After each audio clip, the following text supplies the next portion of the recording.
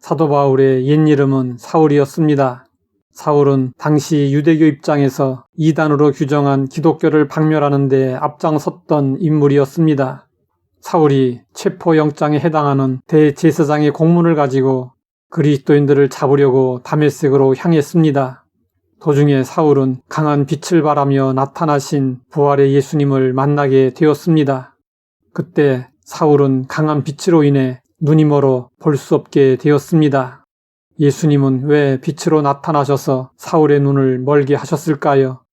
그 이유를 몇 가지 생각해 볼 수 있습니다.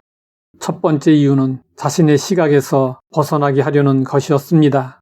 사람에게 보는 것은 매우 중요합니다. 사람들은 눈으로 봄으로써 대부분의 정보를 습득합니다. 눈을 통해 얻어진 정보는 우리의 경험과 지식을 통해 해석되어 우리 안에 받아들여집니다.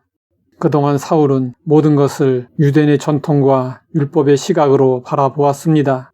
그 결과 사울에게 예수님은 하나님의 아들을 사칭한 지상 최대의 사기꾼이었습니다. 유대교의 전통을 무시하고 모세의 율법을 자기 멋대로 해석해서 백성들을 미혹하는 자였습니다. 사울은 이러한 예수님을 절대로 받아들일 수 없었습니다. 그래서 사울을 쓰시기로 작정하신 예수님은 사울의 눈을 가림으로써 그의 시각, 즉 기존의 생각들과 전통, 가치관에서 벗어나 참된 진리인 예수님을 올바르게 바라볼 수 있도록 하셨습니다. 예수님이 사울의 눈을 멀게 하신 두 번째 이유는 사울이 새로운 삶을 살 수 있도록 하려는 것이었습니다. 눈이 먼 사울은 사람의 손에 끌려 다메섹에 들어갔습니다. 이것은 사울의 인생에 있어서 대단히 의미 있는 일이었습니다. 사울은 이스라엘 최고의 명문가 출신이었습니다. 태어나면서부터 로마 시민권을 가지고 있었습니다. 당대 최고의 율법학자인 가말리엘 문화생이었습니다. 어디를 가도 인정받고 칭찬받고 높임을 받던 사울이었습니다. 또한 사울은 언제나 다른 사람들 앞에서 이끌어가는 존재였습니다. 이러한 사울이 앞을 보지 못해 누군가에게 이끌려 다니는 사람이 되고 말았습니다. 한순간에 사람들을 이끌던 자가 이끌려 다니는 자가 되었습니다. 얼마나 비참하고 기가 막힌 일입니까?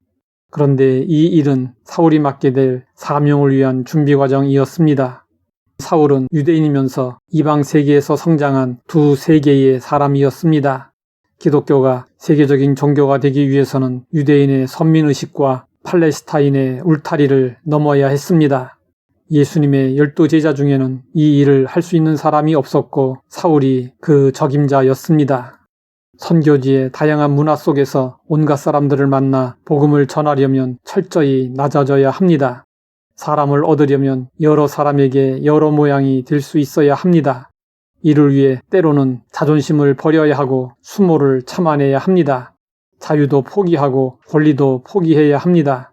그러므로 예수님은 사울을 낮추셨고 사역에 맞도록 준비시키셨습니다.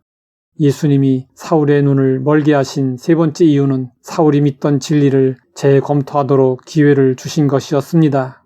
성경은 그때의 사울의 모습을 이렇게 전하고 있습니다.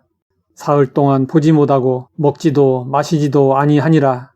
먹지도 마시지도 않았다는 것은 사울의 번민과 고뇌가 어떠했었는지 잘 보여주는 표현입니다. 사울은 눈이 보이지 않는 동안 엄청난 충격 속에 있었습니다. 그동안 사울은 예수님을 하나님의 아들을 사칭한 사기꾼으로 취급했습니다. 또한 유대교의 전통을 무시하고 율법을 자기 멋대로 해석해서 백성들을 미혹하는 자로 간주했습니다. 그런데 자신이 그렇게 증오하던 예수님이 초월적인 모습으로 자신에게 나타나 말씀하셨습니다. 그러니 사울이 얼마나 큰 충격을 받았겠습니까? 사울은 자신이 지금까지 알고 있던 것에 대해 회의가 생겼습니다. 자신이 만난 예수님을 메시아로 받아들여야 할 것인지 말아야 할 것인지 심각하게 고민하고 선택해야만 했습니다. 사람들이 흔히 착각하는 것처럼 사울은 다메섹 도상에서 예수님을 보자마자 그 자리에서 믿은 것이 아니었습니다. 사울이 예수님을 받아들이려면 그동안 자신이 쌓아올렸던 모든 것을 다 허물어버려야 했습니다. 사울은 눈이 먼 동안에 고민하고 그리스도의 빛 가운데서 자신이 믿던 진리를 재검토해야 했습니다. 신앙적 자세는 진지해야 합니다.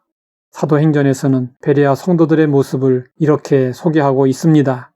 베레아에 있는 사람들은 데살로니가에 있는 사람들보다 더 너그러워서 간절한 마음으로 말씀을 받고 이것이 그러한가 하여 날마다 성경을 상고함으로 그들은 진리에 대한 진지함과 분별력을 가지고 있었습니다.